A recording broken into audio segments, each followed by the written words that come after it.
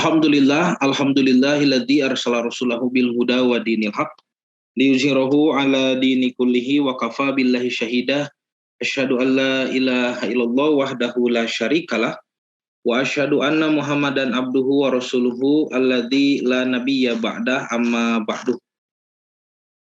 Bapak dan Ibu yang dirahmati Allah, puji dan syukur kehadirat Allah yang Maha Ghafur, kita bisa bertemu kembali dalam acara kajian virtual ya, masih membahas tentang memahami hakikat silaturahim ya, atau dalam judul di flyer itu meluruskan makna silaturahim. Nah, ini materi yang cukup panjang, karena itu tidak sederhana dan tidak mudah ya memahami silaturahim itu. Banyak orang yang salah paham terkait definisi silaturahim. Nah, mari kita lihat di slide ini.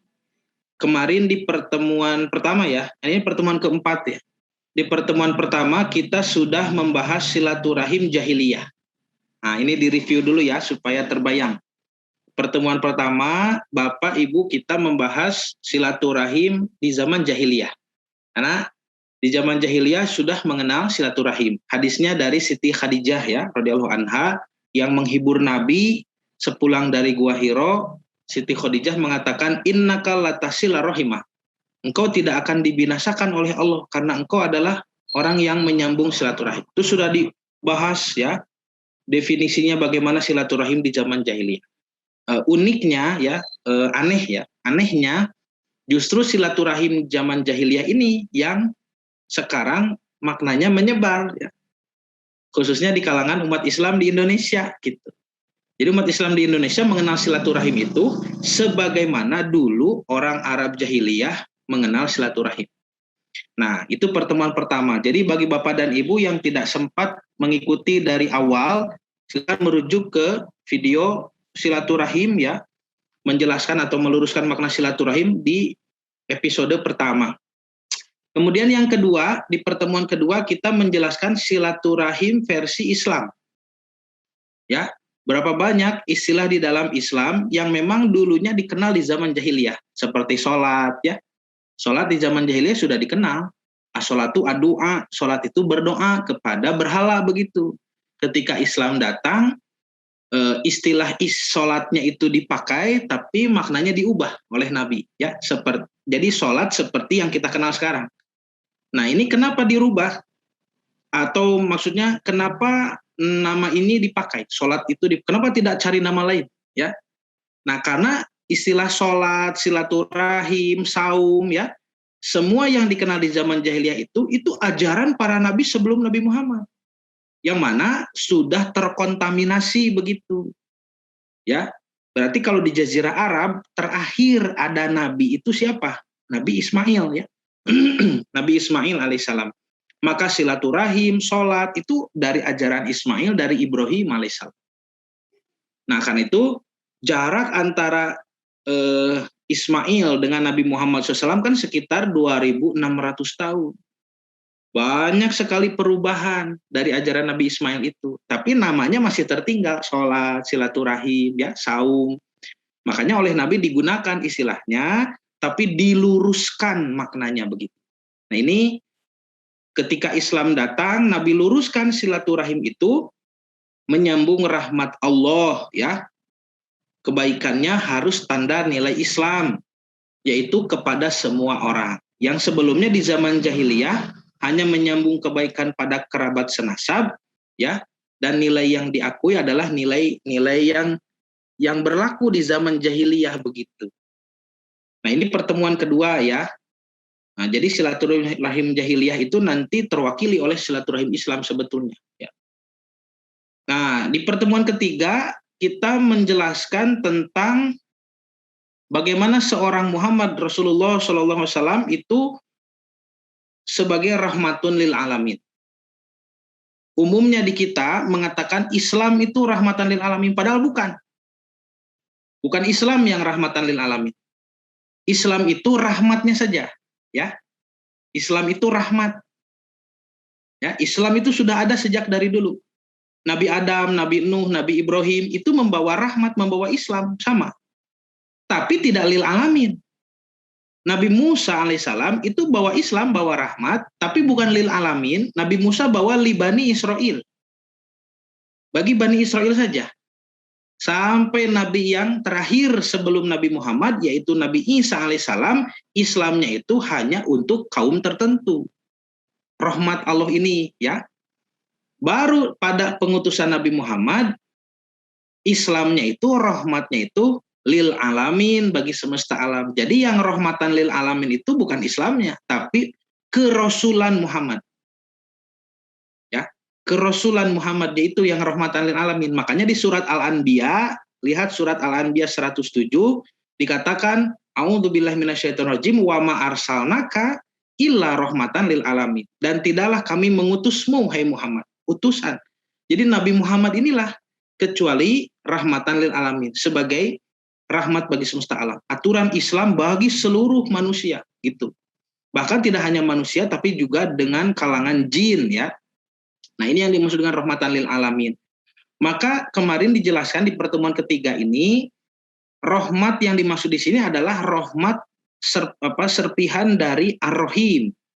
Rahmat Allah yang 99% ini. Bukan dari Ar-Rahman.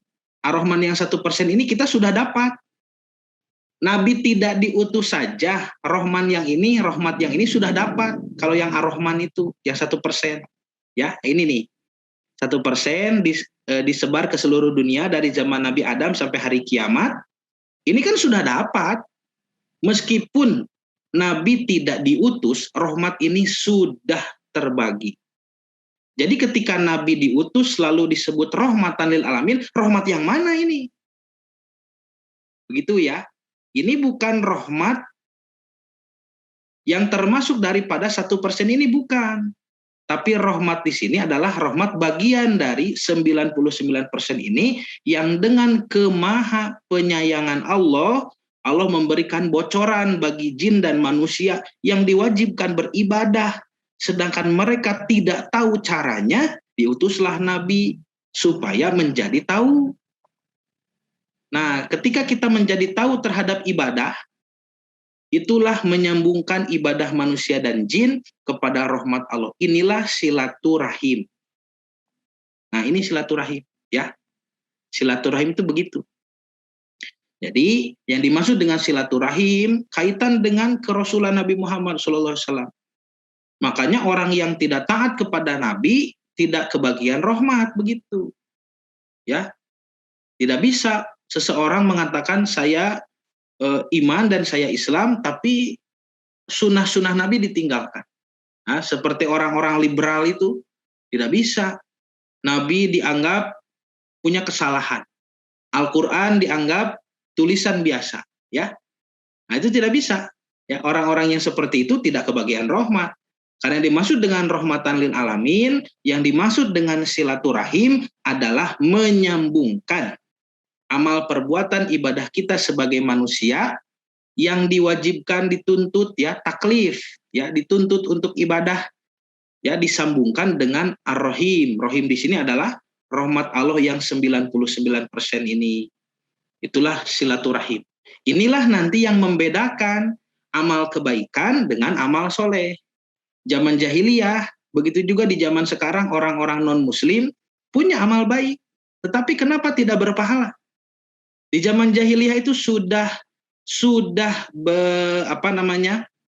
berbuat baik kepada orang tua, sudah, ya. Sudah memberi makan fakir miskin, sudah memerdekakan hamba sahaya, bahkan orang jahiliyah itu berkurban, bahkan orang jahiliyah itu berhaji. Haji jahiliyah. Kan Nabi pernah mengumumkan itu di Haji Wada. Kata Nabi, an la yahuja ba'dal am musyrikun. Tidak boleh setelah tahun ini orang musyrik berhaji. Tuh, artinya orang musyrik suka berhaji. Tetapi kenapa amal kebaikan yang mereka lakukan tidak diterima? Meskipun mereka punya tokohnya, tokoh paling baik di zaman jahiliyah. Mereka menyebutnya dengan istilah Abul Hakam, bapak kebijaksanaan. Tapi Nabi SAW menyebutnya Abu Jahal, bapak kebodohan. Jadi yang disebut dengan jahiliyah itu bodoh apanya? Bukan bodoh secara kehidupan duniawi, bukan. Disebut zaman jahiliyah itu yang terbayang kehidupan primitif di dalam gua, bukan begitu. Jahiliyah itu sudah maju secara dunia ya. Yang bodoh itu apanya? Nah, disebut jahiliyah itu bodoh, tidak tahu ya bagaimana cara menyembah Allah dengan benar. Nah, maka ketika di zaman jahiliyah melakukan segala amal kebaikan tidak diterima ya, karena beribadah mengikuti ketidaktahuan hanya akan melahirkan musyrik, khurafat dan tahayul. Maka ketika Nabi Muhammad SAW datang, lalu orang-orang jahiliyah nih, para sahabat itu masuk Islam, kebaikan yang dilakukan itu sama. Berbuat baik pada orang tuanya sama, memberi makan fakir miskin sama. Yang berbeda itu nanti di ibadah-ibadah ritual ya, ibadah-ibadah mahdohnya begitu. Ibadah goer mahdoh tidak ada yang beda. Ya, memerdekakan hamba sahaya, menikahkan putra-putri, ya, kemudian juga berkurban, berhaji, kalau itu kan ibadah mahdoh. Nah, jadi kebaikannya sama, tetapi kenapa jadi berpahala? Jawabannya karena sudah silaturahim begitu. Nah, nanti silaturahim itu harus dipisahkan, mana tingkatan silaturahim untuk diri sendiri. Jadi bapak, ibu sekarang mengikuti sunnah Nabi, berwudu, sholat, itu sudah tindakan silaturahim. Karena asalnya kita tidak tahu ibadah itu seperti apa. Lalu mencontoh Nabi, itu sudah tindakan silaturahim. Tapi silaturahim untuk diri sendiri. Nanti di dalam surat At-Tahrim dikatakan, Qu anfusakum wa ahlikum naron. Ya, jagalah diri kamu dan keluarga kamu dari api neraka. Ini ada kewajiban lain, yaitu mengajak orang-orang untuk menyambung kepada rahmat Allah. Supaya seluruh manusia tersambung. Jangan seperti di zaman jahiliyah. Sudah dijelaskan kan, di jahiliyah itu silaturahim hanya kepada kerabat senasab. Di zaman Islam, setelah masuk Islam, setelah datang Islam, Nabi merubah batasan ruang lingkup silaturahim, bukan hanya kepada saudara senasab, tetapi dengan surah An-Nisa ayat pertama itu, ya, kita disebutkan turunan ayahanda Adam alaihissalam dan ibunda Hawa alaihissalam, maka silaturahim dilakukan kepada seluruh manusia. Jadi artinya menyambungkan seluruh manusia kepada rahmat Allah. Makanya di dalam surat Al-Asr itu ya, wal asri innal insana lafi husrin, sesungguhnya manusia rugi di dunia ini karena umurnya terus terpotong dan dia diberi beban untuk beribadah. Kalau tidak digunakan untuk ibadah rugi. Kalau digunakan untuk maksiat celaka, ya. Illa kecuali alladzina amanu wa amilus solihat, itu silaturahim. Beriman, beramal soleh, silaturahim untuk diri sendiri. Kan ayatnya belum selesai. Ya, ayatnya kan belum selesai. Wa tawasau bil haq, wa tawasau bis sabr. Itu silaturahim secara kolektif. Nah, maka kita pun diharuskan menyambungkan tali rahmat Allah ini kepada keluarga saudara dekat. Kalau misalkan ibu dan bapak punya keponakan belum pakai hijab, masih terbuka auratnya, lalu kita cuek saja, itu tidak menyambung silaturahim. Meskipun tiap hari ketemu. Meskipun tiap hari ketemu, ya. Tetapi jika ada orang yang belum menutup aurat, kita tegur, kita berikan ilmu, kita berikan modal. Jangan hanya dimarahi, tetapi berikan ini kerudungnya, silahkan pakai. Ya, itu pun terjadi di keluarga kami. Kalau ada yang belum berkerudung, kita semua patungan nih, membelikan baju, membelikan kerudung, lalu dinasehati, disemangati, ya. Nah, akhirnya mau berkerudung, itu menyambung silaturahim. Artinya ketika mengajarkan rahmat Allah ini kepada keluarga besar, kepada keluarga senasab, kan harus bertemu ya. Harus bertemu, harus dilihat kondisinya bagaimana sholatnya, apakah sudah benar atau tidak. Itu terjadi sejak zaman dulu. Makanya orang tua kita kalau lebaran saling mengirim ya, mengirimkan makanan pakai rantang begitu ya, pakai apa? Ya pakai dibungkus ya. Kemudian dikirimkan ke saudara-saudara yang rumahnya jauh. Lalu kan di sana nanti terjadi dialog kumaha di dia. Sia cenah bade nikah. Nah, maka saling membantu mempersiapkan pernikahan. Ini menikah pun kan dengan hukum Islam. Silaturahim. Ada kejadian ini, ada kejadian itu, ya. Jadi agamanya itu diperhatikan. Disinilah silaturahim terjadi dakwah di kalangan kerabat senasab, ya, yang kita harus berkunjung, kita harus berkumpul, ya, kita bertanya kepada orang yang lebih paham di keluarga itu tentang hukum Islam. Nah, maka silaturahim itu terjadi. Zaman semakin melaju, semakin berkembang, ya, kondisi saling berkunjung, saling bertemu, memperhatikan kerabat itu terus terjadi, tetapi pengkajian hukum Islamnya sedikit demi sedikit jadi tidak ada. Ya, yang tertinggal hanya berkunjungnya begitu. Makanya makna silaturahim menyempit. Nah, dianggap sebatas berkunjung saja begitu, berkumpul ya bersama keluarga. Padahal berkunjung dan berkumpul itu dulu untuk apa? Tidak semata-mata ingin berkunjung berkumpul, tetapi untuk supaya hukum Islam ini ya itu bisa ditegakkan di keluarga besar kita. Nah, disitulah mungkin analisa sederhana kami kenapa silaturahim itu menyempit maknanya. Ya, jadi kalau misalkan silaturahim itu dianalogikan, ya, diibaratkan dengan sekolah, misalkan ya, sekolah. Nah, kita suka menganggap yang disebut dengan sekolah itu hanya bagian kecil dari persekolahan. Misalkan apa yang disebut dengan sekolah itu? Sekolah itu mengerjakan PR, misalkan ya, kerja kelompok etana we hungkul. Padahal kan itu hanya bagian kecil. Harus dari mana meneliti ya orang-orang yang bisa dibedakan apakah dia bersekolah atau tidak? Dimulai dari pendaftaran ya, dapat seragam, masuk kelas dan sebagainya itu tidak dibahas. Begitupun silaturahim, ketika membahas silaturahim, langsung yang terbayang itu berkumpul, berkunjung, menjaga kekerabatan, apalagi hanya sekedar sasalaman. Itu hanya sebagian kecil dari pembahasan silaturahim.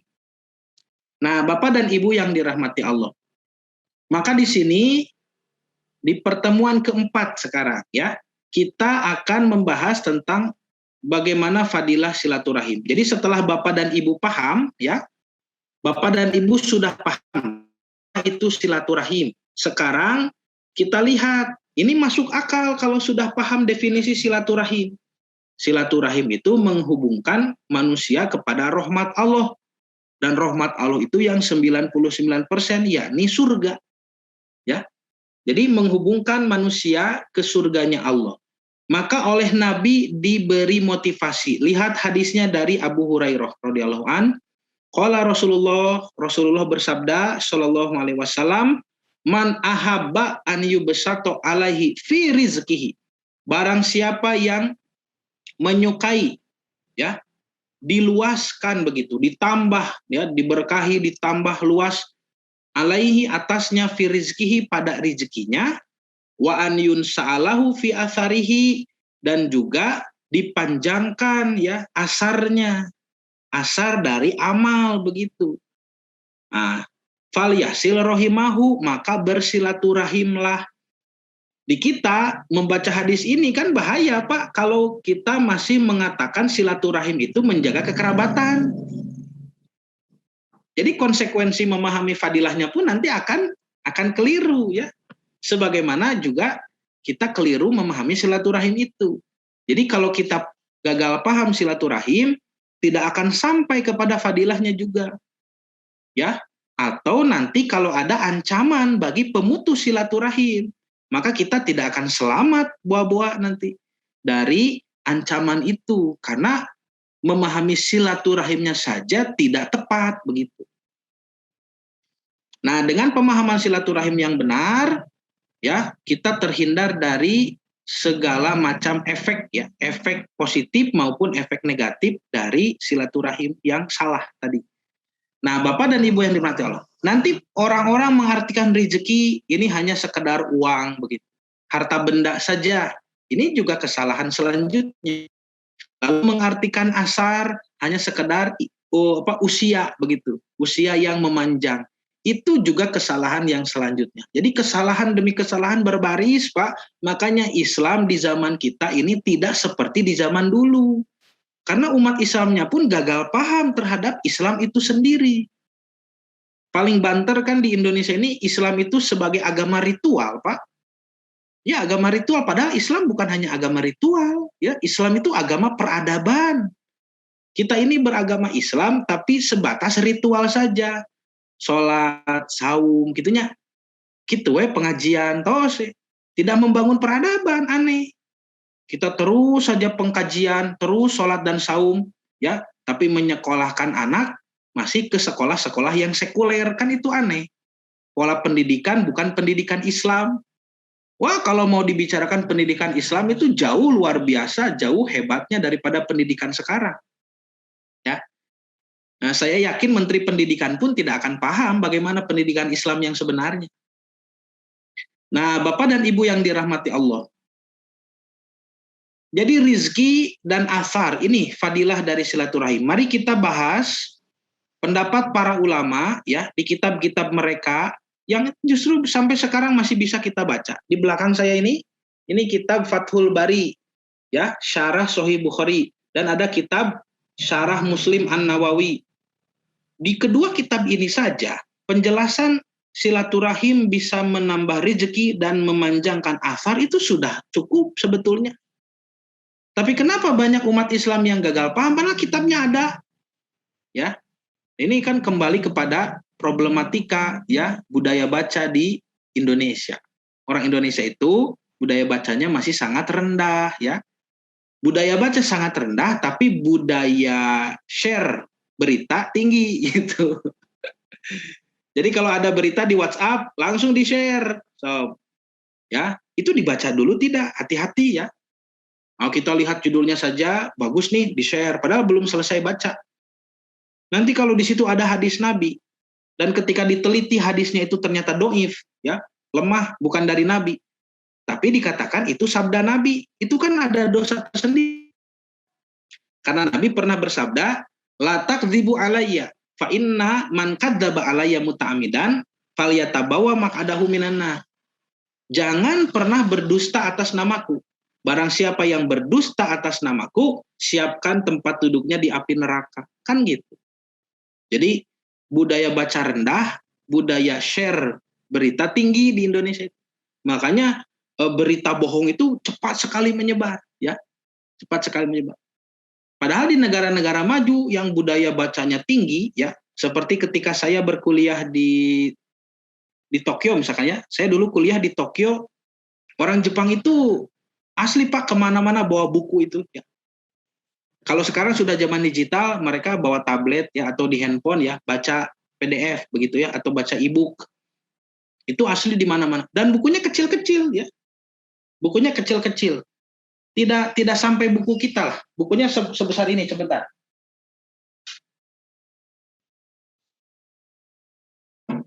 Nah, ini kalau di Jepang buku-bukunya sebesar ini. Tuh. Ya. Bukunya kecil begini. Jadi dibaca itu ya kecil tuh, enak. Mudah seperti buku saku lah kalau di kita ya. Nih buku-buku di Jepang itu. Ya, tuh bukunya kecil-kecil, Pak. Nih tuh, kecil ya. Tuh, kecil. Ya, ada buku sejarah. Ini sejarah nama-nama kota di sana. Ya. Ada ini tentang bunuh diri. Ya, bukunya kecil. Dan di sana itu dijual kulit ya, kulit penghalang seperti itu. Jadi bukunya itu disampul lagi Pak dengan kulit penghalang. Makanya kalau kita baca buku, kita bisa menghalangi covernya. Jadi kalau di bis, di kereta kita baca, orang lain tidak tahu kita baca apa. Karena kalau orang Jepang malu ya, kalau orang lain tahu dia sedang baca buku apa begitu, ada malu. Dicari di Indonesia tidak ada cover buku seperti itu, tidak dijual. Nah, itu budaya baca yang rendah, Pak. Jadi, memahami rizki saja ripuh di urang, Pak. Apa itu rizki? Engkau bayang itu harta benda, weh. Ya bukan, ya. Apa itu asar? Apalagi memahami asar, wah, tidak mungkin bisa paham, ya. Nah, di sini ada motivasi positif ya. Dari Nabi, siapa yang bersilaturahim, maka ditambah rezekinya dan dipanjangkan asarnya. Kita bahas satu persatu. Yang pertama rezeki dulu, ya. Kalau Bapak dan Ibu tidak paham rezeki, maka Bapak dan Ibu tidak mungkin bisa paham syukur begitu. Kenapa? Karena syukur itu adalah mempergunakan seluruh rezeki untuk Nah, rezeki apa yang dimaksud dengan rizkun? Rizkun itu adalah nikmatun, nikmat ya, yang Allah berikan sebagai fasilitas hidup. Ini nikmat yang mana nikmat itu habis dikonsumsi oleh kita. Ya, umur kita konsumsi kan? Umur ini kita konsumsi habis. Kemudian ilmu ya, kita pahami meresap ke kepala kita. Ya, itu rizkun yang sudah dihabiskan. Makanan, minuman dimakan sampai habis, diminum sampai habis itu rizkun. Pakaian dipakai sampai butut ya, sampai rusak, itu rizkun. Nah, sedangkan nanti ada nikmat yang hanya dimiliki, tidak sempat dinikmati, namanya milkun, milik ya. Jadi ada rizki, ada milik, beda. Bapak punya uang, misalkan ibu punya uang di rekening bank, itu tidak semuanya jadi rizki nanti. Ya, ada yang hanya sebagai milik saja. Milik kita, rizki orang lain begitu. Ya, kita punya makanan di rumah banyak, ya. Yang jadi rizki itu yang habis termakan saja. Sedangkan yang kita berikan kepada tetangga, ya, yang kita berikan kepada teman, itu hanya sebatas milkun bagi kita, rizkun bagi orang lain. Nah, maka di antara bentuk-bentuk rizkun yang dijelaskan oleh para ulama, satu, umur yang makmur. Ini umur yang sedang kita nikmati, usia ya. Batasnya dirahasiakan. Sudah ada batasannya. Bapak Ibu sudah tercatat batas umurnya sampai kapan itu sudah ada. Dan itu dirahasiakan. Katanya pengerahasiaan umur itu adalah nikmat yang jarang disyukuri. Jadi dirahasiakan batasan umur itu nikmat, ya. Karena kalau tidak dirahasiakan, cobi nikmat tidak hidupnya.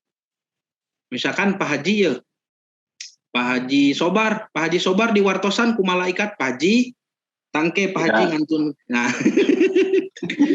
taur malaikat Pak Haji tah ieu cenah tahun sakieu sasih ieu kaping ieu di wartosan kumaha. Waduh, walah. Ya, kalau dikasih tahu kan jadi tidak enak itu, makan tidak enak, nanti tidur tidak nyenyak ya. Nah, makanya dirahasiakan, karena dirahasiakan apa nikmat jong-jong gitu. Nah, kemudian ilmu yang bermanfaat ya, bertambah ilmu itu bertambah rezeki. Begitu. Jadi kalau misalkan Bapak dan Ibu mengikuti kajian-kajian lalu banyak hal yang asalnya tidak tahu menjadi tahu, itu sedang bertambah rezeki.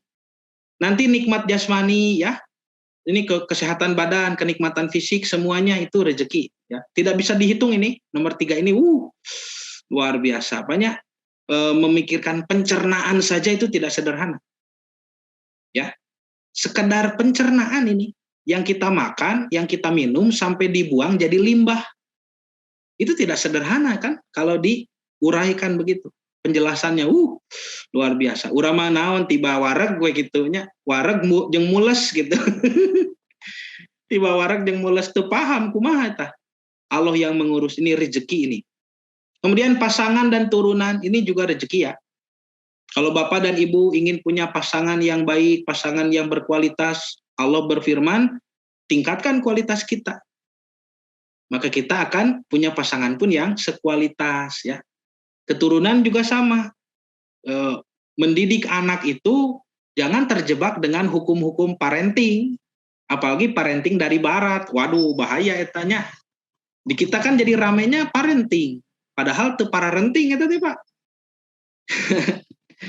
Konsep mendidik anak dalam Islam itu kuduah ya. Kuduah itu apa? Contoh.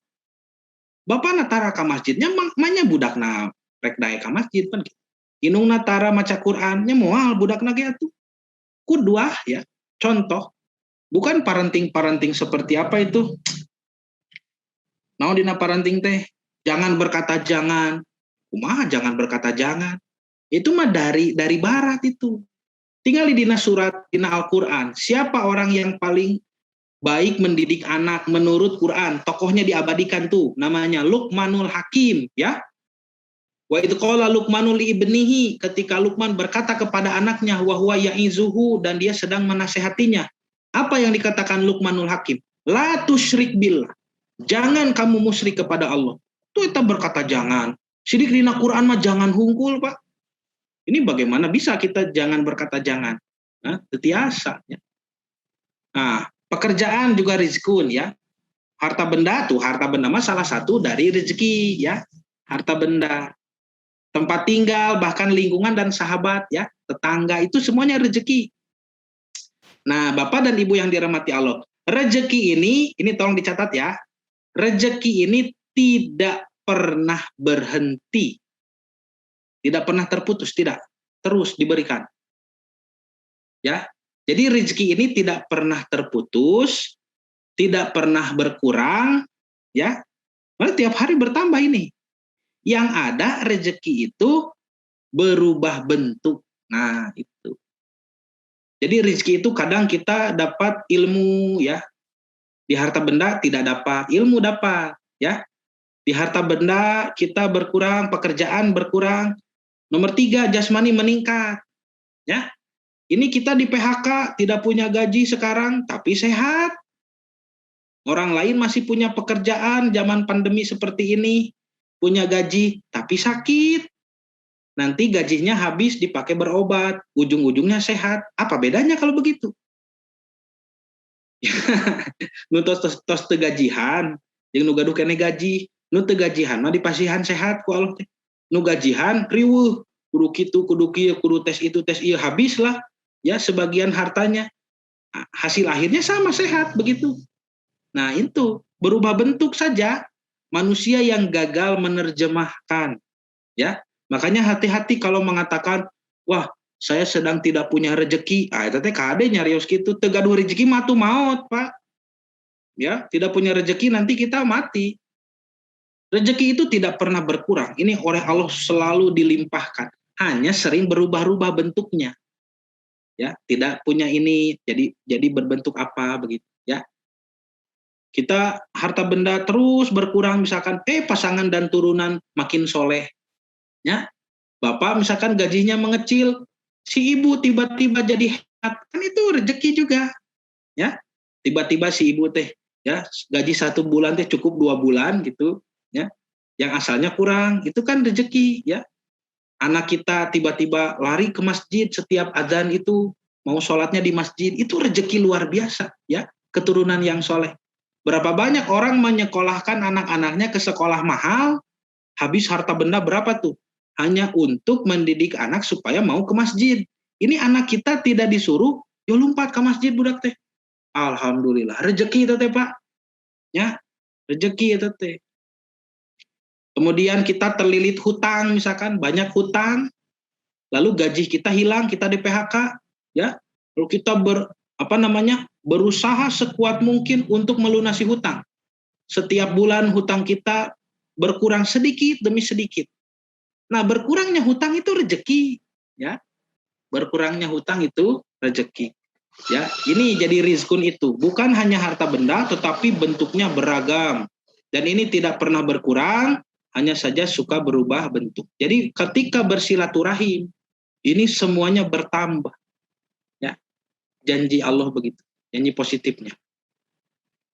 Nah, disebutkan makna qaulihi mansaatun fil afari, yakni bihi ziyadata fil umuri. Ya, yang dimaksud dengan bertambahnya afar, ini afar ya, kemakmuran usia, yakni bihi ziyadah fil umur, bertambahnya makmur, kemakmuran, bertambahnya kemakmuran pada usia kita. Karena yang disebut dengan rizki umur itu Pak, ya, usia kita selama di bumi ini tidak dianggap makmur kalau tidak dipakai ibadah begitu.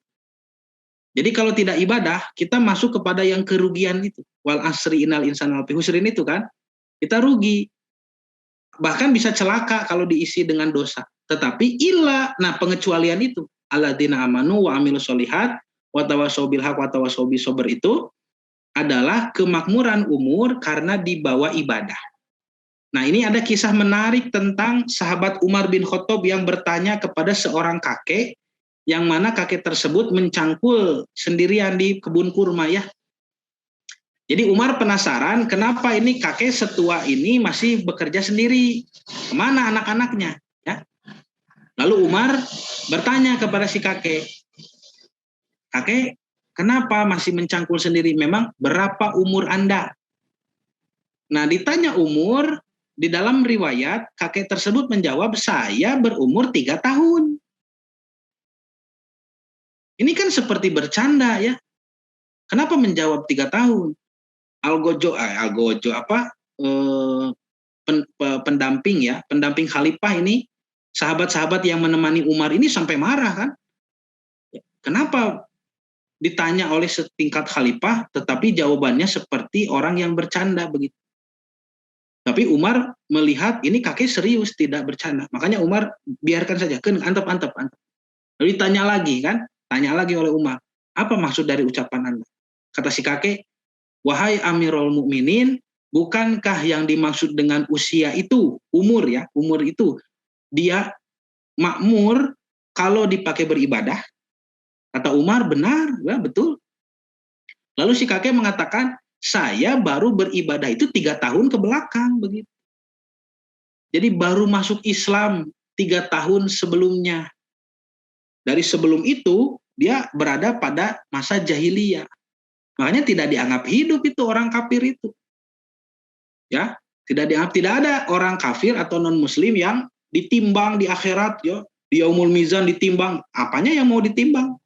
Tidak ada, semuanya digiring saja ke neraka. Yang ditimbang itu kita yang punya amal, ya orang beriman, dan orang beriman itu dianggap hidup ya. Kata Nabi seperti tanah kering yang disiram air hujan, kan begitu. Tanahnya jadi hidup, jadi subur, lalu menumbuhkan tumbuhan. Itu perumpamaan orang beriman ketika menerima Quran. Dia beriman, beramal soleh, ya, itu seperti tanah yang subur menumbuhkan tumbuh-tumbuhan. Nah, jadi di sini disebutkan bahwa umur itu makmur jika dipakai ibadah, ya. Nah, kemudian apa yang dimaksud dengan asar, ya? Asar secara bahasa ini artinya bekas atau dampak begitu. Ya, dampak jasa asar itu. Asar artinya bekas atau dampak dari jasa kita. Sering juga diartikan umurnya lah begitu. Tidak berarti umur hidupnya jadi panjang, bukan begitu. Kalau begitu nanti orang yang bersilaturahim tidak akan wafat ya, tidak akan mati. Tetapi banyak berkah di dalam umurnya dengan sebab taufik untuk melaksanakan ketaatan bersilaturahim itu. Dan manfaat di dunia dan akhirat sehingga hidupnya makmur tuh. Dan amalnya terus menjadi jariah. Ini asar. Dampak bekas jasa kita selama hidup ya. Meskipun kita sudah meninggal, nah jasa kita masih tetap ada di situ. Ya. Nah, makanya yang disebut dengan asar itu, misalkan Bapak dan Ibu punya jasa, ya, jasa itu baik berupa ilmu, ataupun tenaga, ataupun harta, ya. Kalau kita ambil contoh kepada bangunan masjid, kita punya saham nih di masjid itu. Ketika masjid itu dibangun, Bapak Ibu pernah membantu, ya, menyumbang, kemudian juga bantu membangun masjidnya, ya, ngaduk semen, misalkan Bapak teh. Atau juga punya ilmu tentang pembangunan masjid ya. Nah, maka selama masjid itu berdiri, itu asar kita ada di sana. Ya. Dan kita terus mendapatkan jariah meskipun kita sudah tidak ada di dunia. Ditakdirkan umur masjid lebih panjang ya, usianya daripada hidup kita, itu terus, itu asar. Ya. Yang lebih hebat lagi dengan ilmu itu. Ya. Asar dengan ilmu itu lebih hebat. Contoh misalkan Imam Bukhari. Imam Al-Bukhari ini beliau sudah di mana? Dari tahun 800-an kan? Sampai sekarang kitabnya masih dibaca orang. Miliaran umat Islam. Jadi sumber kedua setelah Quran coba. Hadis yang paling sahih yang beliau tulis itu, ya. Ini Imam Bukhari terus saja panen pahala sampai sekarang. Bukankah sekarang kita juga masih membaca hadis Bukhari? Berarti selama itu Imam Bukhari terus asarnya masih ada. Ya. Nah, ini sulit menerjemahkan asar. Ya, dulu waktu saya belajar silaturahim ya, dari guru kami di pesantren dulu ya. Abah Ustadz Usman Solehudin, Allahu yarham. Ustadz mencontohkan, Ustadz saya masih ingat ya, Ustadz mengatakan misalkan asar itu begini. Kalau ada satu kampung ya, satu kampung nih. di kampung itu sangat susah air. Hese cai teh gitu Pak. Kabayangnya kampung nu hese cai kan tepi kabetaheun atuh. Yang disebut kampung itu kan cai teh ngagolontornya curcor di mana wae. Ini tidak, kampung itu sangat susah air. Ya. Untuk mendapatkan 1-2 ember saja harus berjalan begitu jauh. Jauh air ini, ya. Untuk mendapatkan 1-2 ember itu sulit. Jadi orang-orang di situ kesulitan air. Nah, lalu Ustadz mengatakan timbullah ide, ya, muncul dari pikiran seseorang, bagaimana kalau kita cari sumber air terdekat, lalu kita urungan, ya, patungan begitu. Anggota kampung itu, ya, penduduk kampung itu patungan, udunan, ya, untuk membeli semacam selang begitu, pakai selang atau pakai paralon, ya. Kalau zaman dulu kan pakai apa itu? Nganggo awi, ya, pakai bambu kalau dulu, ya. Itu disambungkan ke sumber air yang ya minimal paling dekat lah dari kampung tersebut. Ya, lalu dengan ide orang tersebut, ya, maka berbondong-bondonglah orang-orang saling bahu-membahu untuk menyediakan air di kampung itu, dibeli selang, disambungkan. Ya, singkat cerita, air jadi ngocor. Air itu jadi sampai ke kampung tersebut. Sekarang sudah tidak susah air. Nah, karena sekarang sudah ada air, ibu-ibu bisa mencuci, bapak-bapak bisa mandi, ya, ibu-ibu bisa memasak, ya, berwudu, bersuci itu jadi mudah, ya, bahkan bisa bikin WC umum, gitu ya, ada WC umum di situ. Lalu muncul lagi pikiran ide, sekarang sudah mudah air, bagaimana kalau kita membangun masjid? Tuh dibangun masjid, Pak. Meskipun dengan bangunan yang sederhana, tapi fungsinya sebagai masjid. Setelah dibangun masjid, kan pasti dipakai sholat berjamaah. Harus ada imam ini. Cari imamnya, siapa yang bisa jadi imam. Angkat imam, ya. Lalu imam tersebut nanti dituntut untuk belajar agama, karena nanti disebut ustadz begitu. Oh, jadi diajar agama, ya. Lalu imam itu yang mengajarnya. Pada maghrib sok, urang ngaji tafsir. Tos maghrib teh ka masjid, kajian tafsir, ya. Lalu 2-3 bulan, 2-3 tahun setelahnya, masyarakat di sana menyebarlah ucapan-ucapan salam, ya. Anak-anak jarago ngaji, ibu-ibu ditariung, pakai kerudung. Ini jadi lembur yang makmur ini. Nah, kan jadi hebat nih, ya, si kampung ini. Yang asalnya tadi air saja sulit, sekarang nilai-nilai Islam sampai bisa, ya, diterapkan. Pertanyaannya, jasa siapa begitu? Jasa siapa sampai mereka mengamalkan ajaran Islam? Jasa siapa sampai ada kajian-kajian di masjid? Jasa siapa sampai dibangun masjid, ya, sampai bisa beribadah, bisa berwudu, bisa mandi, bisa. Jasa siapa sampai ada air? Terus Pak dirunut, itu Allah Subhanahu wa taala tidak akan terlewat mencatat. Asar itu, meskipun hanya sebatas ide, sok. Ya. Nah, ini kita ini dituntut untuk memperhatikan bagaimana kondisi umat. Di silaturahim di situ juga ada. Nah, dipanjangkan asarnya. Nanti orang yang punya ide untuk membeli selang itu, udunan tadi, itu mendapat jariah luar biasa. Pahalanya besar sekali. Hanya karena dia terfikir, oh bagaimana kalau kita udunan beli selang. Yang mana itu sampai merembet kepada yang lain. Dan nanti di akhirat tidak akan dizolimi oleh Allah. Tidak akan dikurangi pahalanya. Semuanya diberikan. Ya, Allah tidak menzolimi hambanya. Nah, itu yang dimaksud dengan asar. Hese nerjemahkeun nantinya dampak we lah di urang-nya. Dampak bekas, disebut bekas kabayangna barang bekas kayaknya. Barbek gitu, barang bekas. Nah, atuh saham kabayangna duit, saham mah gitu. Ya. Nah, jadi asar itu begitu, dampak dari jasa begitu, ya, dampak dari jasa. Nah, intinya sebagaimana dalam hadis Nabi, apabila seorang meninggal terputus amalnya kecuali 3 perkara. Sedekah yang jariah, ilmu yang bermanfaat, dan anak-anak soleh yang mendoakan. Ini yang tidak terputus. Ini asar dari seseorang. Ya.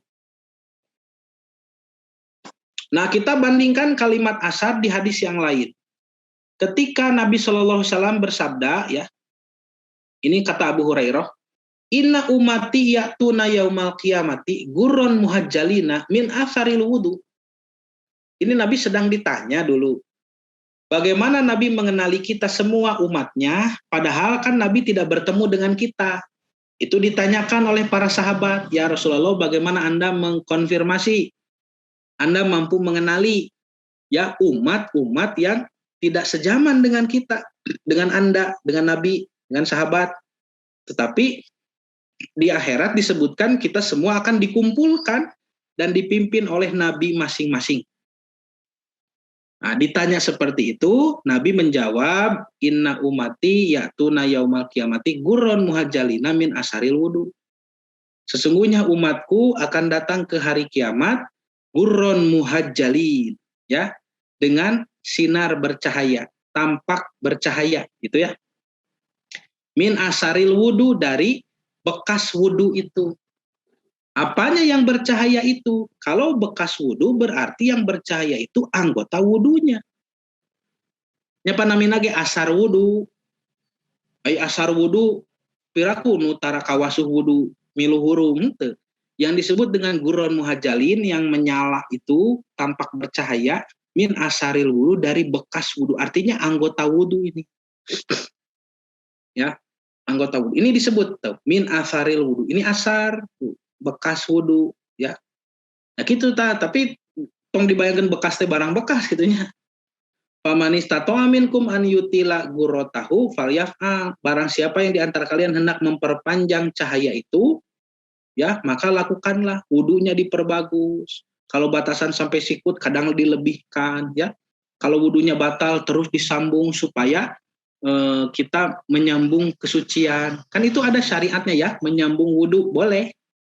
Jadi tidak hanya waktu sholat saja, setiap bapak dan ibu berhadas, ya, mohon maaf kalau kecil ditutup dengan wudu itu boleh, ya. Apalagi ada syariat sholat syukrul wudu, ya, sholat syukrul wudu. Ini bagi orang yang paham terhadap rahmat Allah yang 1% itu, yang ar-Rahman itu, ini tidak main-main ini sholat syukrul wudu itu, ya. Karena orang beriman pasti paham apa itu air. Dari mana itu air? Sumber air di dunia itu hanya dari laut, rasanya asin, tidak enak. Diminum tidak enak, dipakai mandi tidak segar, ya. Dipakai masak sulit, ya, karena kadar garamnya yang tinggi. Kenapa air itu jadi tawar? Ini siapa yang menyediakan air tawar itu? Makanya ada sholat syukrul wudu itu, mensyukuri air, ya. Itu Allah Subhanahu wa taala tidak sederhana itu, ya.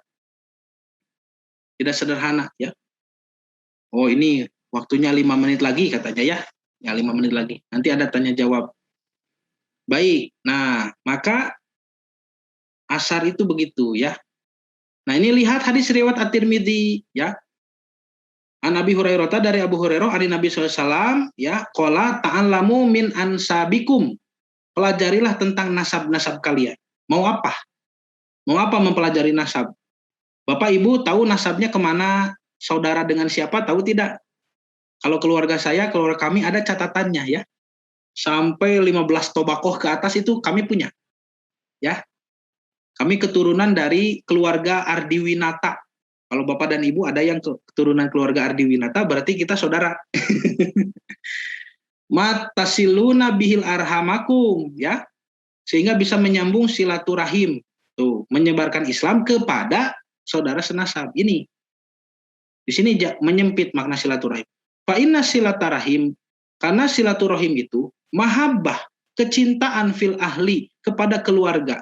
Jadi mahabbah yang benar begitu. Karena orang jahiliyah pun cinta kepada keluarga mereka. Tetapi ada yang beda cinta kepada keluarga di zaman jahiliyah dengan cinta kepada keluarga setelah ada Islam. Cinta kepada keluarga setelah ada Islam, nilai-nilai yang disebarkan di kalangan keluarga besar kita bukan nilai-nilai kemanusiaan, bukan. tapi nilai-nilai rahmat Allah. Itulah silaturahim ini. Ya, silaturahim itu kita membetulkan ibadah keluarga besar kita. Itulah kecintaan yang sesungguhnya kepada keluarga. Kalau kita cinta kepada keluarga besar, tetapi mereka bermaksiat, kita tidak berani menegur. Mereka beribadah salah, kita tidak berani mengajarkan karena takut jadi masalah keluarga, takut picariosen, maka itu kecintaan yang semu, kecintaan yang palsu, bukan mahabbah yang sebenarnya. Ya, jadi artinya bagaimana cara menyampaikan rahmat Allah ini kepada mereka, keluarga kita yang belum paham. Ingat saja kuncinya di dalam berdakwah.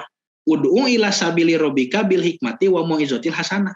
Ya, mengajak kepada jalan Allah itu bil hikmah, dengan hikmah, artinya dengan ilmu, ya. Hikmah itu kan pemahaman yang benar dari ilmu yang benar. Wa mau'izatil hasanah, dan nasihat yang baik. Wajadilhum billati hiya ahsan, kalaupun harus berdebat dengan cara yang baik. Jadi ketika menyebarkan kebaikan Islam kepada keluarga besar, ingat kuncinya, ya, teorinya itu kebaikan adalah kebenaran yang disampaikan secara santun, begitu. Jadi cara penyampaiannya saja. Kalau saya alhamdulillah, ya, keluarga besar dari pihak bapak, dari pihak ibu, disampaikan ilmu-ilmu yang benar sehingga mengkoreksi ibadah mereka semua, itu alhamdulillah diterima. Karena menyampaikannya dengan santun, bukan menggurui, ya, bukan juga membenci, menyalahkan, tidak. Kalau kita tidak santun, maka ketidaksantunan itu merusak kebenaran. Kita sudah punya kebenaran yang ingin disampaikan, tapi caranya tidak santun. Wah, itu bukan kebaikan. Kebaikan itu kebenaran yang disampaikan secara santun. Ya. Kemudian masrotun fil mali, ya. Kemudian penyebab bertambahnya harta, mansaatun fil asari, dan juga bertambah panjangnya jasa. Tuh, ini silaturahim, ya. Makanya bagi orang awam nanti bisa terjebak dengan makna silaturahim yang salah. Nah, jadi itu fadilah efek silaturahim, ya. Selanjutnya nanti mungkin ke pembahasan pemutus, Pak. Pemutus silaturahim, ya. Nah, ini pemutus silaturahim, kita harus membahas dulu ahdun, ya. Setelah ahdun kita membahas dulu misak, ya, baru di sini disebut silaturahim. Ini bahayanya pemutus. Lihat. Nanti dijelaskan, ya. Mungkin tidak sekarang, ya. Karena ini waktunya sudah habis kan, ya, mau tanya jawab. Jadi Bapak dan Ibu bisa baca surah Al-Baqarah 27 ini, alladzina yang kuduna ahdallah, itu pemutus silaturahim. Orang yang melanggar ahdullah. Ahdullah ini apa? Kalau kita ingin tahu orang yang melanggar ahdullah, tapi tidak tahu apa itu ahdullah, kan repot. Mimba dimisakihi, ahdullah ini dilanggar setelah dimisahkan, gitu. Dijadikan misak. Misaknya juga tidak tahu. Ini repot, ya. Nanti harus dijelaskan dulu ahdullah itu apa, ya. Wah, sulit ini kalau disederhanakan. Dalam hadis Nabi pernah menyederhanakan penjelasan ini ahdullah. Nabi mengatakan ahdullah itu kulun muyassarun lima khuliqalahu. Hese deui mikirna, Pak. Hese deui kulun muyassarun lima khuliqalahu. Semua sudah dimudahkan untuk apa dia diciptakan. Beuki ngahulang urang tuh. Ahdullah teh kumaha gitu. Nah, jadi orang yang memutus ahdullah setelah dijadikan mitsaq, wa yaqtauna, otomatis mereka pun kalau melanggar ahdullah ini, mereka pun memutus ma amarallahu bihi ayyusala, apa yang Allah perintahkan untuk disambungkan. Ini silaturahim. Menyambungkan manusia kepada rahmat Allah. Ya, wa yufsiduna fil ard, lalu dikatakan mereka perusak di bumi, merusak, ya, di muka bumi. Ulaika humul khosirun, mereka itu orang yang rugi. Nah, di surah lain, misalkan di surah Ar-Ra'd, ya, ini kalimatnya sama dengan Al-Baqarah 27 tadi, ya, sama, cuma beda di ujungnya. Itu sama tuh, waladina yang kuduna ahdallahi min ba'di misakihi, sama, ya. Wa yaqta'una ma amarallahu bihi an yusalla wa yufsiduna fil ard, sama. Cuman kalau di surah Al-Baqarah itu ulaika humul khosirun, kalau di sini ulaika lahumul la'natu walahum su'udar, ya, Mereka itulah yang memperoleh kutukan, laknat dari Allah, dan tempat kediaman yang buruk, neraka jahanam. Ini kan bahaya kalau salah mengartikan silaturahim. Memutus silaturahim teh kumaha? Tarangannya, waduh repot. Nanti dapat neraka jahanam bagaimana? Ini bukan sesederhana itu ya, pemutus silaturahmi. Nah, ya di kesempatan selanjutnya lah nanti ya. Kalau ini waktunya sudah habis, ya silahkan saya kembalikan ya kepada host untuk dibuka tanya jawab. Mangga silahkan. Baik, Ibu Haji Yeti ya. Bu Haji, terima kasih pertanyaannya. Jadi Ibu Haji, ini bagus sudah berpikir ke depan ya, menanyakan yang belum dijelaskan kan? Hebat ya Ibu. Bagus itu. Karena bertanya itu tidak mudah ya. Dalam kaidah para ulama mengatakan as-su'al ya, as-su'al su'alun ya, pertanyaan itu nisful ilmi, setengah dari ilmu. Jadi Ibu Haji Yati ini sudah setengah ilmu dari yang belum disampaikan, sudah bagus. Nah Bu Haji, jadi yang dimaksud dengan pemutus silaturahmi, sekali lagi, kalau kita salah paham terhadap silaturahminya, maka akan repot ya. Nah ini saya jelaskan poin intinya saja ya. Intinya saja, silaturahim di kita tertukar dengan ukhuwah begitu. Ya, menjaga kekerabatan, menjaga hubungan dengan teman, dengan kerabat itu bukan mewakili makna silaturahim, tidak mewakili. Itu yang disebut dengan ukhuwah Islamiyah begitu. Persaudaraan Islam ya, persaudaraan Islam. Nah, itu tertukar dengan itu. Silaturahim menjadi menyempit ya, tertukar dengan ukhuwah Islamiyah. Jadi yang Ibu tadi sebutkan, misalkan keluar dari grup WhatsApp atau juga memblokir nomor seseorang, atau bahkan kita memutus hubungan dengan seseorang ya, kita tidak mau kenal lagi dengan orang itu bukan pemutus silaturahim, itu hanya memutus ukhuwah saja ya, memutus ukhuwah Islamiyah, memutus persaudaraan Islam. Apakah hukumnya boleh? Kalau dengan pertimbangan ya, kalau dengan pertimbangan kemaslahatan maka boleh. Misalkan kalau kita tetap berhubungan dengan orang itu, yang ada malah kemadorotan ya. Kita punya teman yang kerjaannya mengajak gibah, setiap kali ketemu gibah wes eta mah gitu nya, ngobrolkeun batur. Itu putus saja, sudah. Para sahabat yang datang ke Madinah, hijrah dari Mekah, itu memutus hubungan berapa banyak?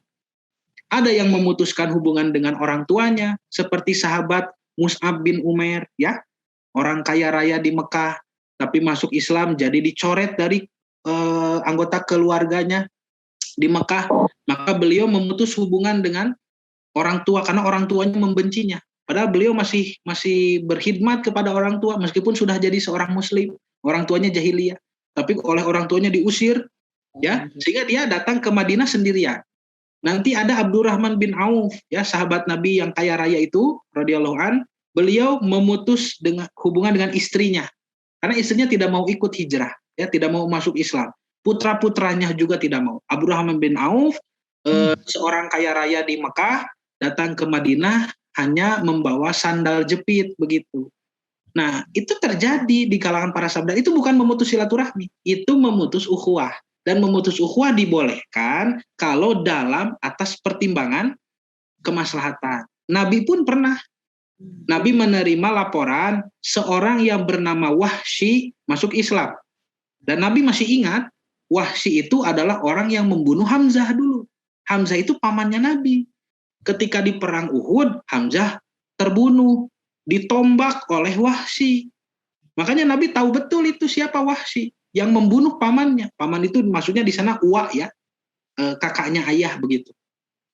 Ketika Wahsy meminta izin masuk Islam, Nabi mengatakan, silahkan kamu masuk Islam, tetapi jangan pernah kau perlihatkan wajahmu di hadapanku.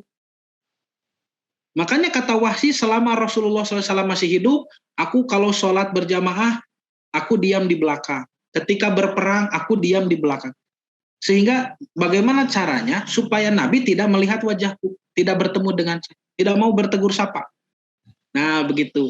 Setelah Nabi wafat, ya, Wahsy baru tampil di depan, sholat berjamaah di depan, ya, berperang pun di depan. Sampai pada peperangan perang Yamamah kalau tidak salah, perang Yamamah, perang melawan Nabi palsu, ya, Musailamah Al-Kadzab. Wahsy melakukan cara yang sama, ya, membunuh nabi palsu seperti membunuh Hamzah dulu. Maka Wahsy mengatakan, aku dulu membunuh pahlawan Islam, lalu aku bayar dengan membunuh musuh Islam. Begitu. Nah, itu bukan memutus silaturahim. Pemutus silaturahim yang sebenarnya seperti apa? Ya, karena itu kita harus paham dulu apa silaturahim. Silaturahim adalah dakwah Islam. Ya, silaturahim adalah menyambungkan amal manusia dengan rahmat Allah. Nabi dulu sibuk berdakwah di Mekah, ya, dan Nabi sedang bersilaturahim itu di Mekah.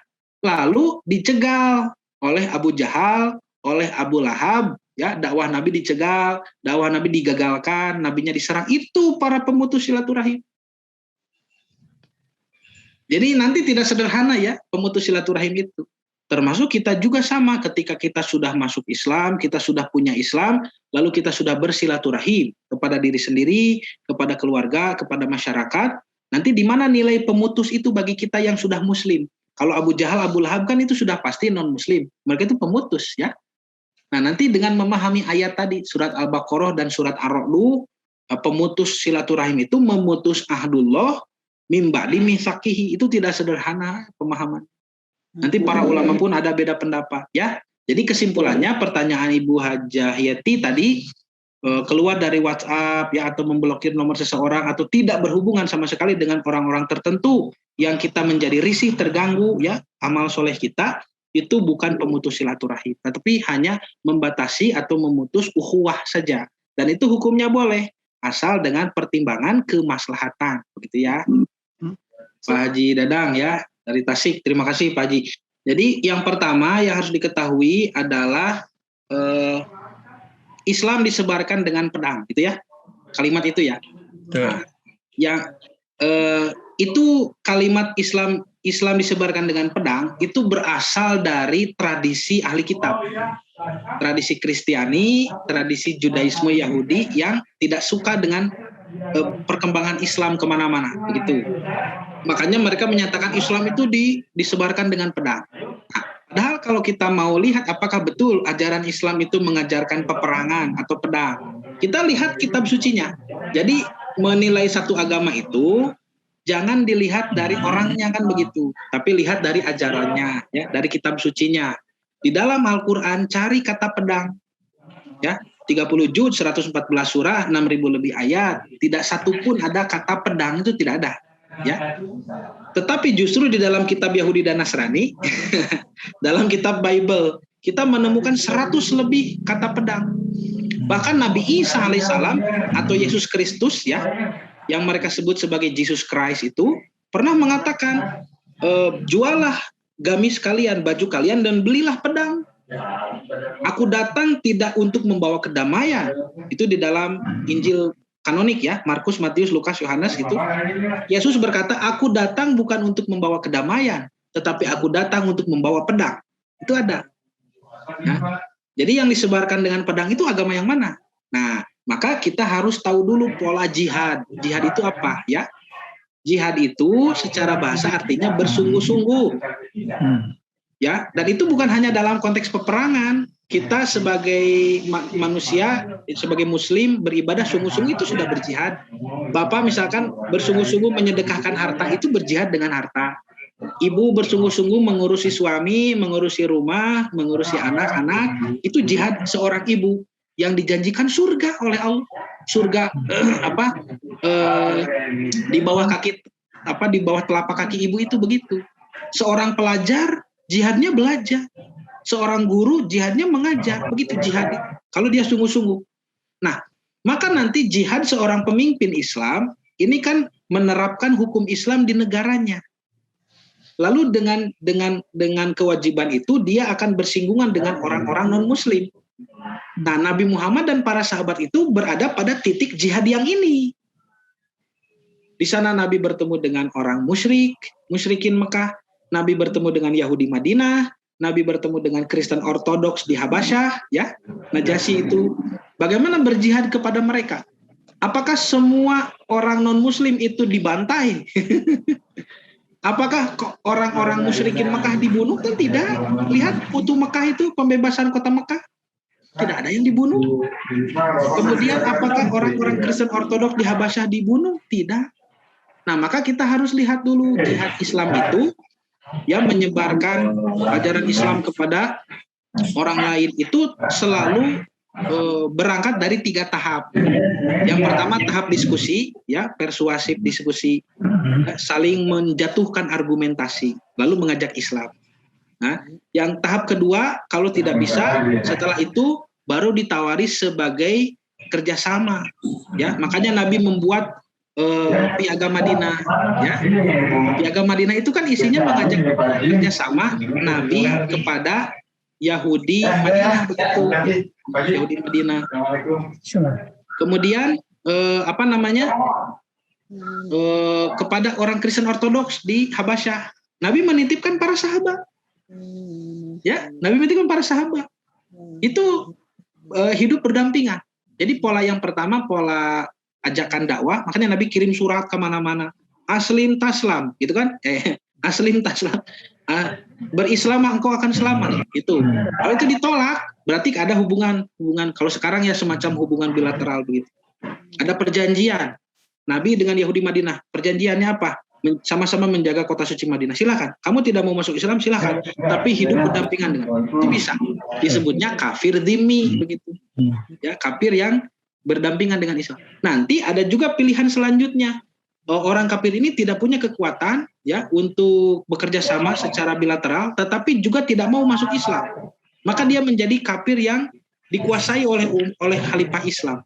Kata Nabi, kalian harus berbuat baik sebaik-baiknya kepada orang kafir seperti ini. Kafir yang hidup di bawah naungan kekhalifahan Islam. Dan dia bayar pajak itu, ya. Nanti bayar jizyah, bayar pajak. Kita harus baik sekali, seperti para tawanan perang. Nah, ketika sudah selesai berperang suka ada tawanannya tuh. Tawanan perang itu jadi kafir dhimmi, kafir yang hidup di bawah naungan Islam. Nanti dia melihat kehidupan orang-orang Islam, betul bagus ya kehidupan orang Islam itu. Dia menjadi tertarik untuk masuk Islam. Itu yang Nabi harapkan. Ya. Itu sudah 3 pilihan percakapan, ya, ajakan secara persuasif, kemudian ajakan untuk bekerja sama, kemudian ajakan untuk hidup di bawah naungan Islam dengan membayar pajak, ya. Yang keempat, ketika mereka menantang peperangan, baru kita berperang. Itu pun dengan menggunakan adab-adab perang. Seperti apa adab perang itu? 1, dilakukan dengan pola defensif, bukan ofensif. Pola defensif, bertahan.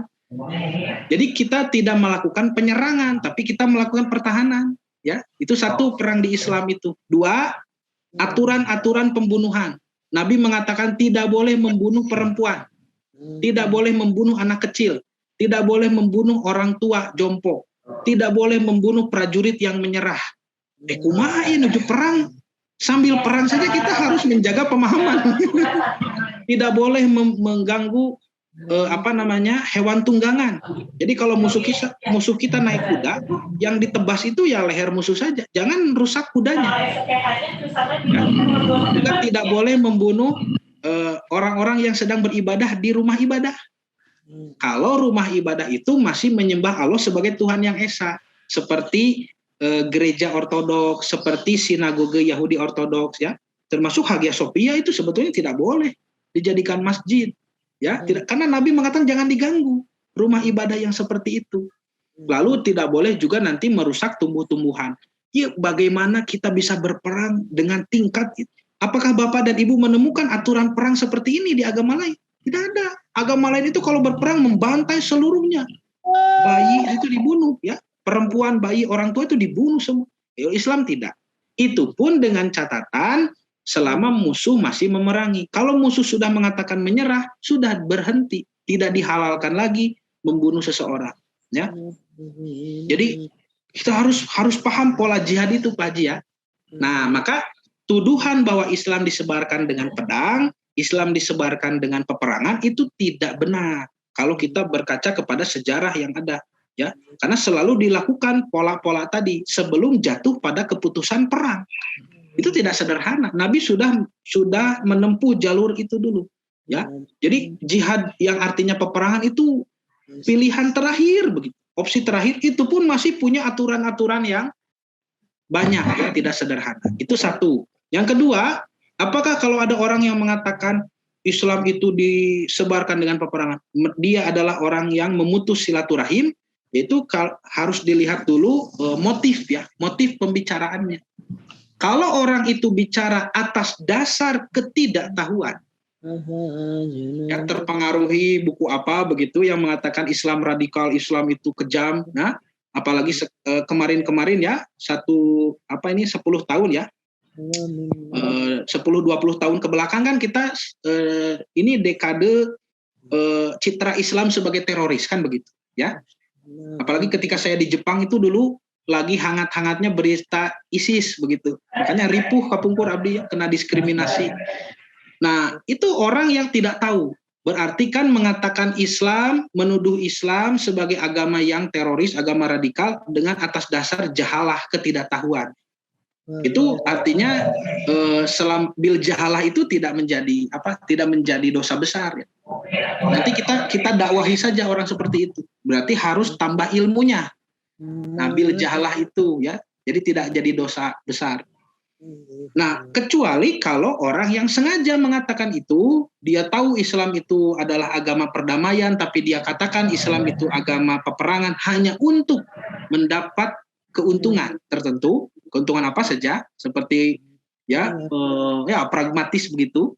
Nah, kan dibalayar tetepan karena itu teh. Nah, itu sudah masuk pemutus silaturahim. Kalau itu ya. Kalau unsurnya disengaja seperti itu. Tapi kita kan tidak tahu isi hati seseorang ya. Nah, makanya ya kita dakwahi saja begitu. Kita bantah saja argumentasinya. Ya, karena Nabi mengatakan aku diutus bukan untuk membelah dada manusia. Jadi kita hukumi saja yang zohirnya, yang kelihatannya saja. Ya. Ya ini kan materi yang belum dijelaskan ya. Jadi pemutus silaturahim itu kalau memutus nilai-nilai Islam, begitu saja dulu ya. Jadi kalau nilai-nilai dakwah Islam, nilai hukum Islam ini kita langgar, itu pemutus silaturahim begitu Bu Haji ya. Jadi kalau memutus silaturahim kakak beradik ini, apa dulu motifnya begitu? Motifnya kan banyak, bisa macam-macam ini ya. Kalau misalkan di antara kakak dan adiknya misalkan ya ada yang pindah agama begitu ya, alias murtad, ya itu memang harus terputus sudah. Ya. Tapi kalau misalkan ini sesama muslim ya, masih menjaga keislaman dan mereka juga masih punya hubungan nasab ya. Nah, ini kan tidak ada mantan kakak, itu kan tidak ada, mantan adik gitu ya. Mantan ibu, mantan bapak kan tidak ada ya hubungan nasab itu. Kalau mantan istri, mantan suami ada, karena bisa dipisahkan dengan perceraian. Tapi kalau nasab tidak ada. Makanya memutuskan ini dilihat motifnya dulu ya. Dilihat motifnya. Kalau apakah sebatas memutus ukhuwah saja begitu, seperti para sahabat yang hijrah dari Mekah ke Madinah. Kan itu tidak kenal kakak, tidak kenal adik nanti. Ya, karena mengikuti Islam, mengikuti hijrah Nabi ke Madinah. Nah, itu bukan pemutus silaturahim, itu memutus ukhuwah saja. Dan ukhuwah boleh diputuskan atas dasar pertimbangan kemaslahatan. Jadi kalau ini kakak adik itu memang maslahatnya harus diputuskan hubungannya, ya berarti harus diputuskan, tidak apa-apa. Tetapi kalau justru ketika diputuskan itu malah menjadi madorot, ya, malah terputus, tidak ada masalah-masalah yang melanggar syariat, lalu diputuskan, itu tidak boleh. Apakah bisa jatuh kepada pemutus silaturahim? Menurut sebagian pendapat ulama bisa, ya. Nanti kita bahas perbedaan pendapat para ulama. Jadi pemutus silaturahim itu nanti ada penjelasan tertentu ya, tidak sederhana. Jadi dilihat motifnya dulu ya, Bu Haji ya. Dilihat motifnya seperti apa, apakah itu jatuh kepada hanya memutus ukhuwah, itu hukumnya boleh. Ya, kalau maslahat atau tidak ada masalah sama sekali dalam kemadorotan, tapi semata-mata memutus persaudaraan senasab, artinya jadi terganggu ibadah keluarga besar, maka itu pun tidak boleh, ya, tidak boleh. Ya, ya gitu. Nah ini kata Pak Haji ya. Jadi pemahaman terhadap silaturahim tidak mudah, betul. Ini sudah episode keempat ya Pak. Nah, tapi pertanyaan yang masuk masih pemahaman silaturahim yang lama, betul. Ya jadi tidak apa-apa lah, sedikit-sedikit nanti dilurus. Ya silaturahim bisa acan kabayang kene. Mangke di pertemuan selanjutnya juga masih terus disinggung terus ya definisinya. Nah tidak mudah Pak. Silakan Bapak dan Ibu searching di Google ya. tentang silaturahim. Semuanya hubungan tali persaudaraan. Ya. Bahkan dengan sumber-sumber yang tidak punya otoritas di dalam Islam. Sumber dari kitab Habib apa begitulah. Ini sumber yang punya otoritas dalam Islam.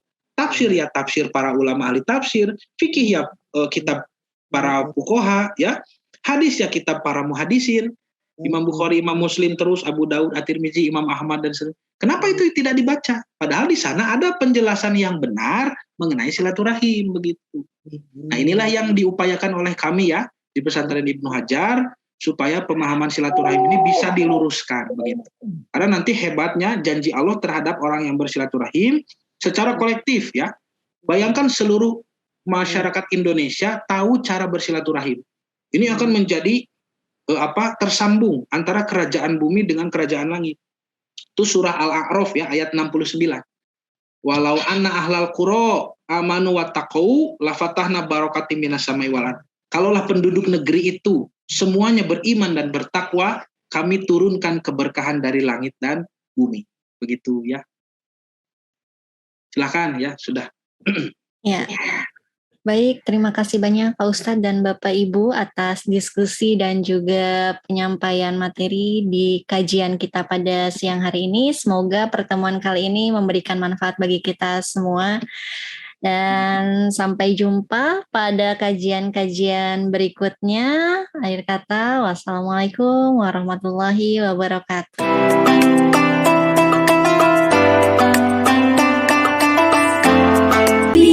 Dalam genggamanmu